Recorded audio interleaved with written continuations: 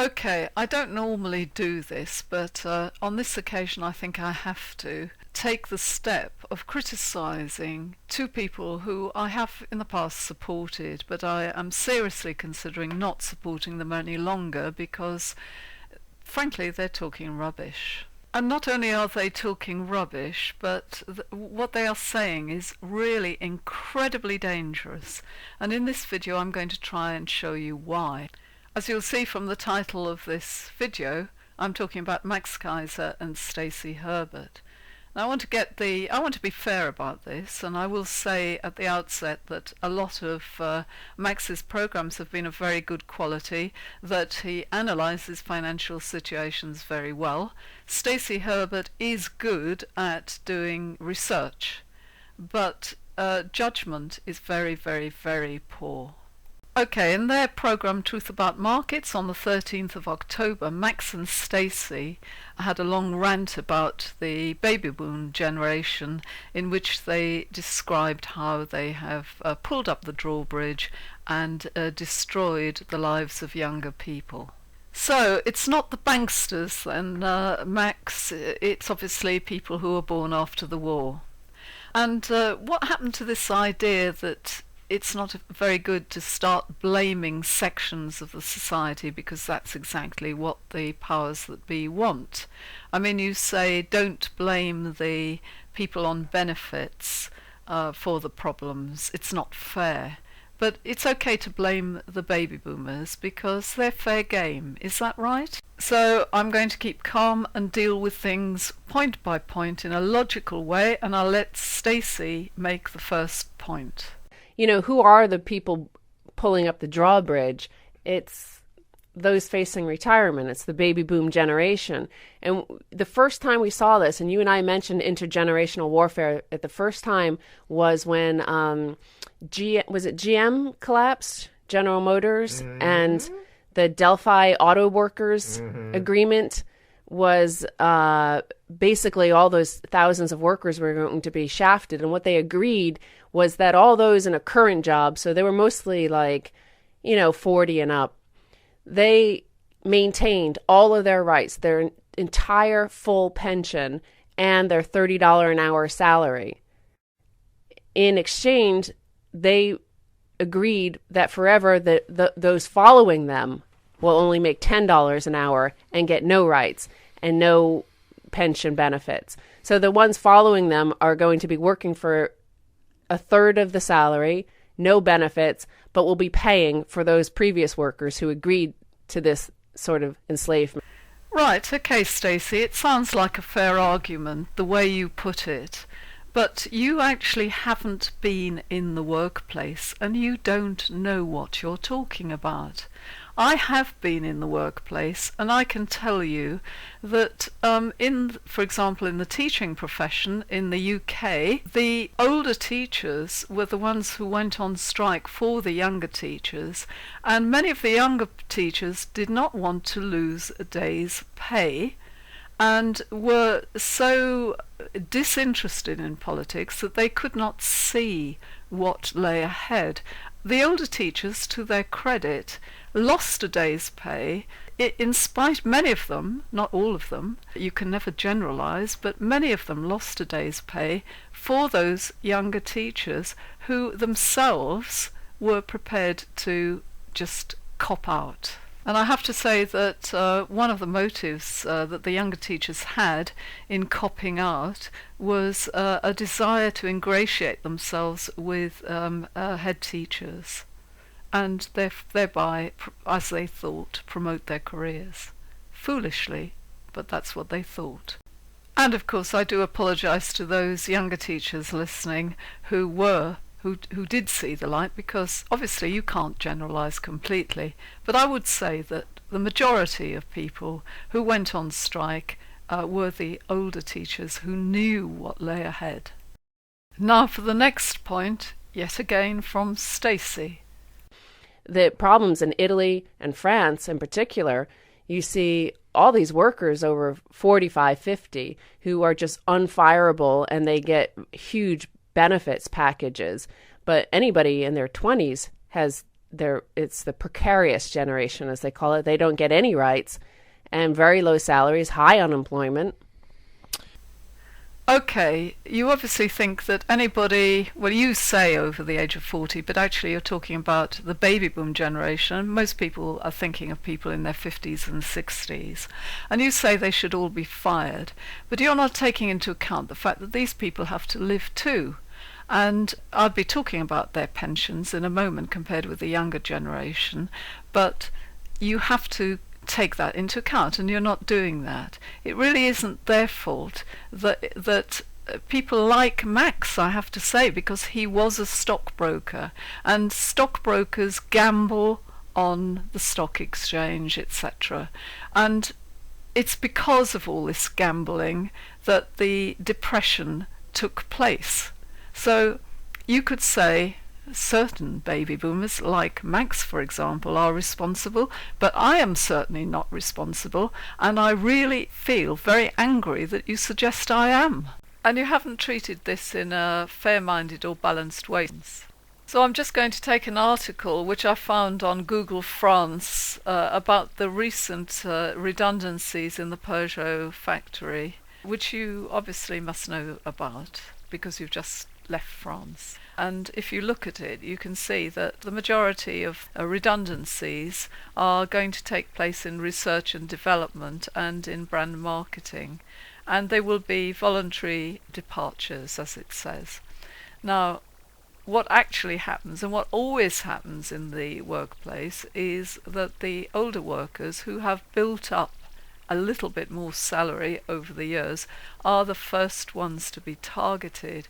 And what management habitually do is they say, okay, you're going to lose, say you're in your 50s and you would have envisaged working until 65, you're going to lose 15 years of salary, but we're going to pay you a paltry pension. And the workers also know that if they don't accept that, they haven't got any choice. If they don't accept it, then they're out without any pension at all.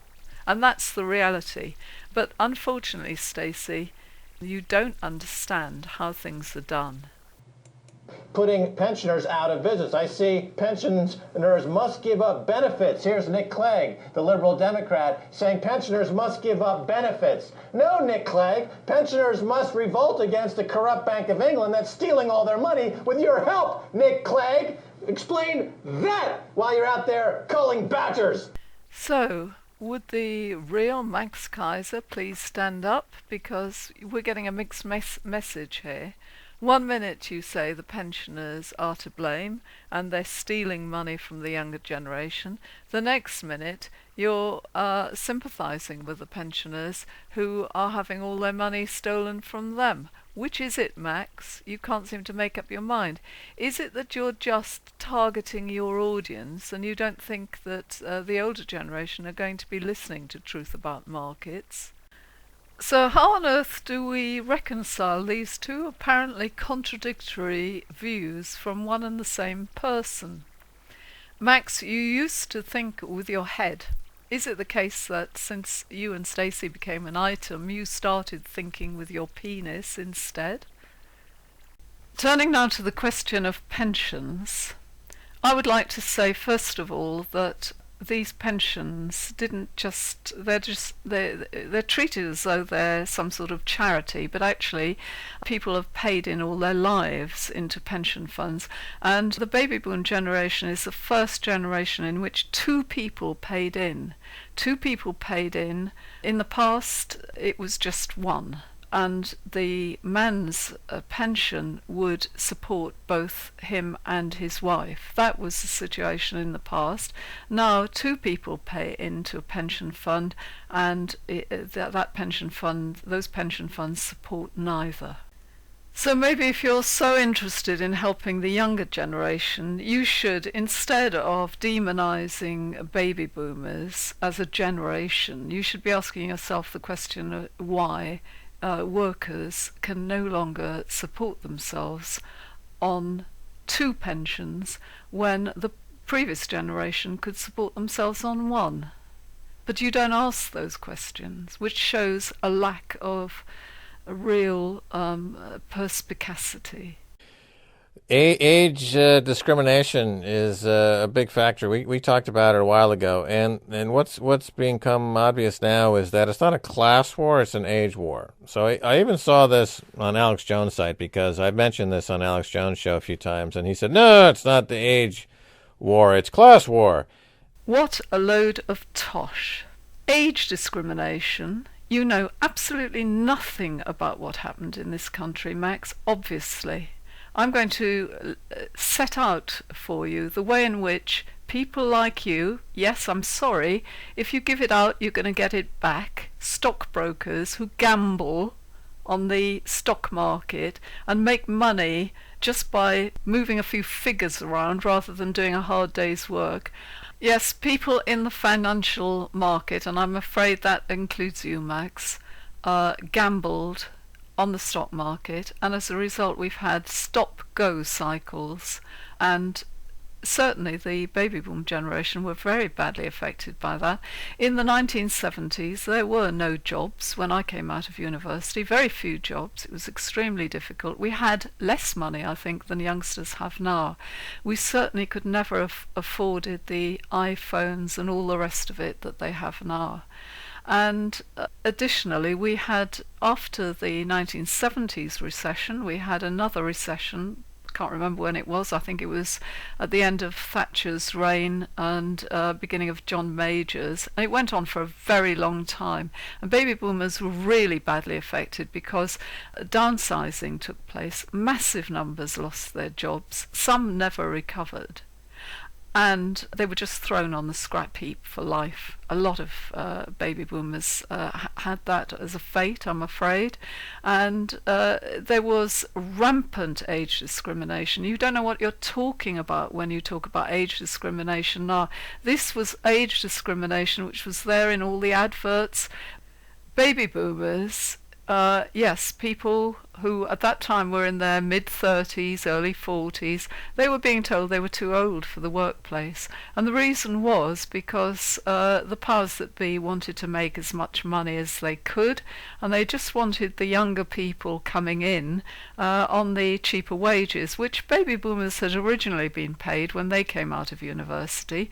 But now it was, after they had worked for a few years, they had improved their pay a little.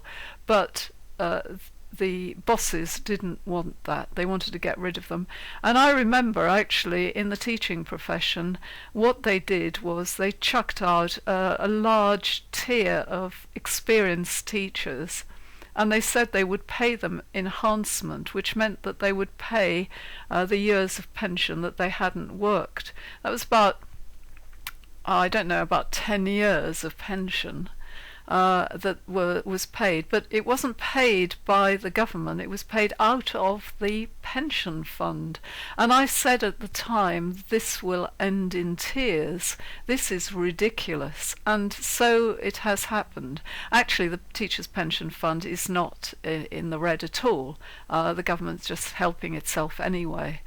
But certainly that was a time when the government benefited enormously by getting rid of teachers who were more expensive and paying for it not by redundancy payments but out of the teachers' pension fund. But no, it's age war. This baby boom generation is pulling up the drawbridge, as you say, and leaving everybody 30 and under to work, have at it with the alligators in the moat, and so I believe that that's true, and you see it all over the world, and it's not good to be 30 or under. So you're talking about people 30 and under, and presumably you're saying that anybody over the age of 30 is responsible for this. I don't think actually, Max, you are saying that, because when you talk about baby boomers, you've got to be a bit careful. People think of baby boomers as people usually certainly in their late 50s and early 60s. And you mentioned at the beginning people facing retirement. I think the word facing is very apt, actually. So you're not really talking about people like yourself or Stacy. You're talking about people of my generation, and I want to address that. So baby boomers are going to be pulling up the drawbridge, living the life of Riley on their incredibly lucrative pensions, and meanwhile the young people are going to be languishing in poverty. Is that the picture you're painting?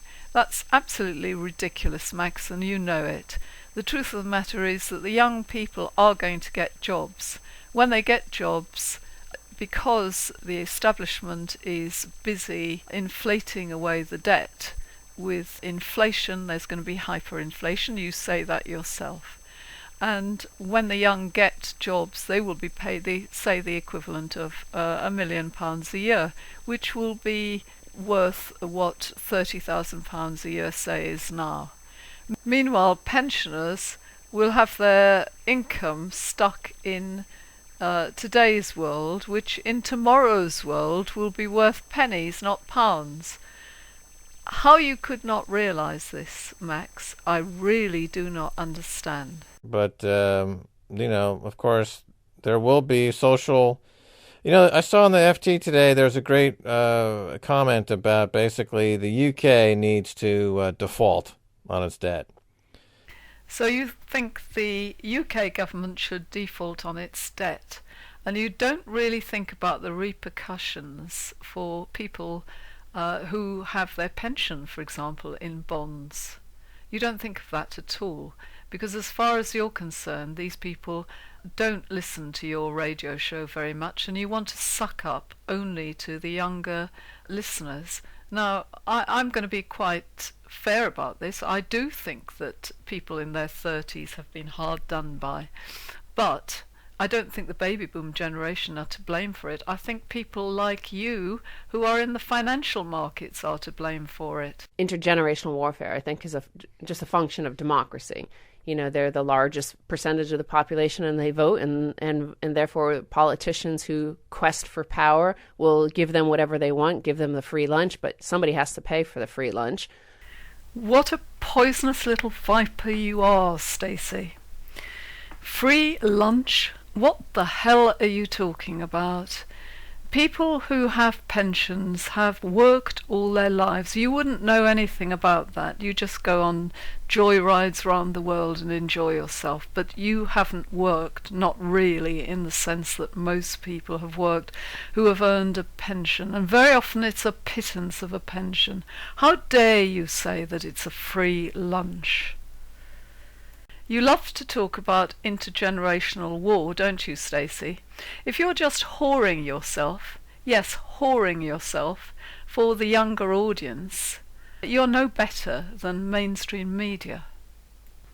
You've come to this country. I know you lived in this country for a few years before, but you lived in very special circumstances with very, very wealthy people. So you didn't really see what this country is like at all.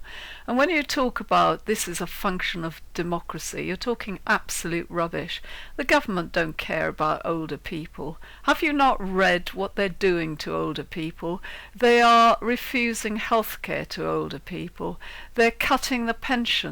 They've been collecting the taxes mainly from pensioners. It is pensioners who are paying for the debts which were accrued not by people in their late 50s and 60s. I'm sure there are exceptions to that, but generally speaking, not by these people.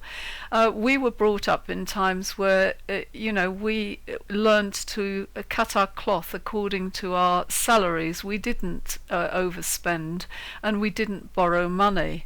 It is people of your age in their 40s who borrowed the money, and it is we who are paying for it. So don't you dare say that again.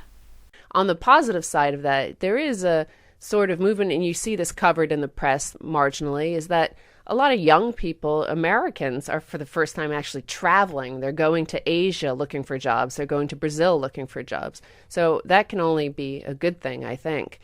So they're travelling, are they, Stacy? And they're travelling to exotic locations, far afield. Can I just ask you where they get the money from? Or have you not thought about that? And how do you know they are travelling to get jobs? Now, this debt jubilee, again, this is part of that democratic process, is that the debt is all the baby boomers. That's sustaining their lifestyle, that's sustaining their plan, their retirement plans. Their retirement plans are to flip their house, right? So, Stacy, you say that the debt is simply there because of the baby boomers. It's there to sustain the baby boomers. It's nothing whatsoever to do with quantitative easing.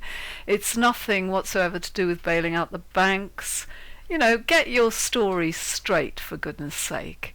I think you're whoring for the younger audience. That's what you're doing, and I think it's pathetic. Who do you think you are, Marie Antoinette? Let them eat cake. I suppose that's what you think the baby boom generation should live on in retirement. You know, because basically you're critical of the fact that they have paid into pension funds. You seem to think that the debt is there as a charity, and you forget about the fact they've paid into pension funds. And you talk about flipping the house. You're talking about downsizing the house on retirement because people don't have an income then. Where are you living? Are you so stupid that you don't realise that people have to do that? Are you so stupid that you don't realise that the baby boomer generation's parents did exactly the same thing, and the difference is that we had the grace not to complain about it. We didn't expect to have the wealth that they had because we hadn't worked all our lives at that point. To clarify, where is it written that people in their 20s, 30s and 40s should have exactly the same amount of wealth as people in their 50s and 60s? We're talking about people who have worked a decade, 2 decades or 3 decades more. And behind them they see a generation that has no money and only student debts. And it's a crisis situation, so they have to keep on growing that debt in order to grow their hopes for the future. So let's take the scenario of a young student coming out of university who can't get a job. What, Stacy, do you think happens to them? Is it the state that supports them? Well, actually, let me give you some news, because I don't think you have children.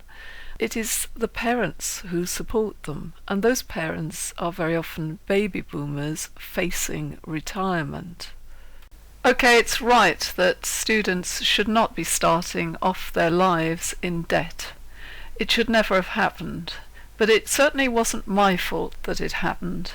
It came about as a result of greedy banksters and people who, like yourself, Max, you were a stockbroker and you traded on the financial markets.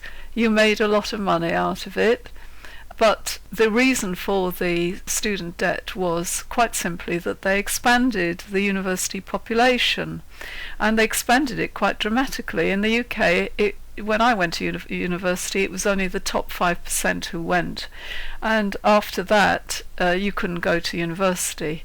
You had to work very hard to get to university. It wasn't the province of the wealthy, it was the high flyers who went to university largely, and if we weren't high flyers we struggled to get in there. But now anybody can go to university. Well, the public funds couldn't pay for that, obviously, and the idea of it was to expand the university population so that the banksters and the financial classes could make lots of money. It was not the fault of the baby boom generation. So, just get real, Stacy. Now, to end this, I would like to talk about the irresponsibility which Max and Stacy have shown in making these statements. They are clearly stirring up the younger generation to hate people simply because of their age. This is age discrimination, and people who are baby boomers are feeling this all around them at the moment. I think there's a lot of evidence to suggest, and I've shown it in other videos, that the baby boomers are the new Jews. I think we are going to be blamed for everything that has happened, and I'm obviously some of the people that did very bad things, some of the banksters were baby boomers, but people like David Cameron, for example, he's not a baby boomer, and yet he's no better. So baby boomers have been demonized. And the thing about these generations, they talk about the baby boom generation, Generation X, Generation Y.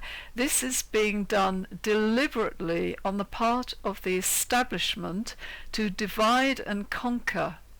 And Max has talked about this, but he doesn't seem to be putting it into practice at all.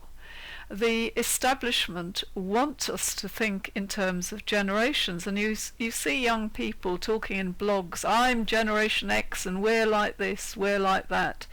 And obviously you do identify to a certain extent with your age group, but you can't generalize completely.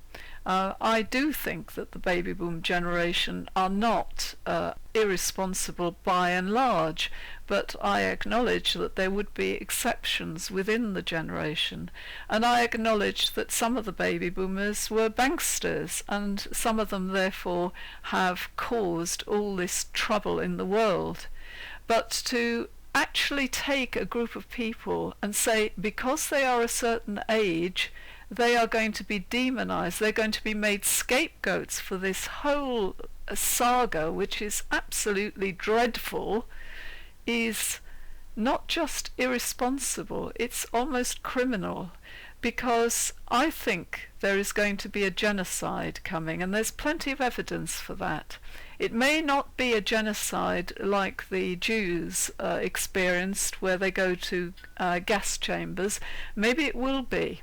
But at the moment, the evidence is suggesting it's going to be anybody over the age of 60 who goes into a hospital may well face murder.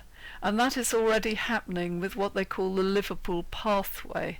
You've heard about it in the papers, and they're talking about people going into hospital who are not terminally ill. We're not talking necessarily about people who are terminally ill, but people who for some reason lose consciousness, and they take advantage and they withdraw food and water and starve and dehydrate them to death. It's a very cruel death, and it is happening in the hospitals throughout the UK. It is a slow genocide, and the reason they're doing it is because these people have had their money stolen. They have worked all their lives, paid into pension funds, the money has been stolen, so now the government wants to murder them. And I'm afraid that unless Max and Stacy apologize for what they have said, they will be regarded as collaborators in this genocide.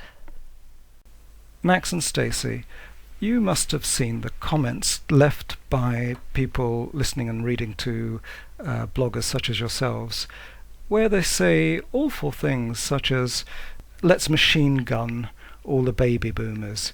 And you are influencing these type of people, and you should take responsibility. You can be sure that the establishment absolutely love what you're doing, Max and Stacy.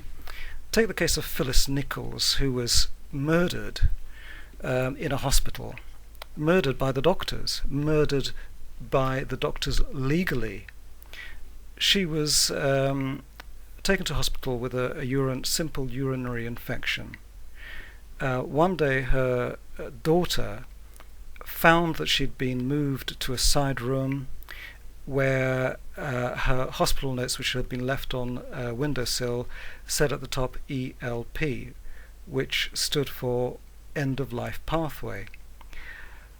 This story, which is so, on the one hand, prosaic, and on the other hand, chilling, really leaves me cold. The mother had said to the daughter that she had heard about this ward and feared that she would not get out alive. And indeed she didn't get out alive, because the doctors removed her fluid drip so that she slipped away. Now, the opinion of this daughter is this pathway, as they call it, are being seized on by doctors, I quote, as a means of clearing elderly patients from hospital.